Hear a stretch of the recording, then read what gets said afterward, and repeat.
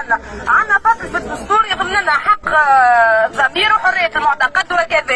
اي شنو نعملوا معناها الفصل هذا نبلوه ونشربوا ماء ولا شنو المطلوب منا بالضبط؟ الاستاذ قيس سعيد مادام هو رئيس الجمهوريه توا ما فهمتش القانون الدستوري يا اخي تخرج من جامعه ولا من كتاب ولا من مكتب ولا منين تخرج بالضبط. هذه حاجه. ثاني حاجه علاش نطالبوا بفتح المقاهي والمطاعم كهو؟ انا عندي من حقي نخرج نعمل كعبه بيره مش قهوه. علاش اجنبي يجي لبلادي يعمل كعبه بيره وانا قال شنو رمضانيه؟ انت مسلم الدين تجربه ذاتيه تخصك وحدك. انا دخلني فيك شنو دخلني فيك؟ نطالب فتح البيرات الملاهي الليليه المطاعم كل شيء. ايش معناها بلاد واقفه كامله باش انت تصوم رمضان؟ ايش دخلني فيك انا؟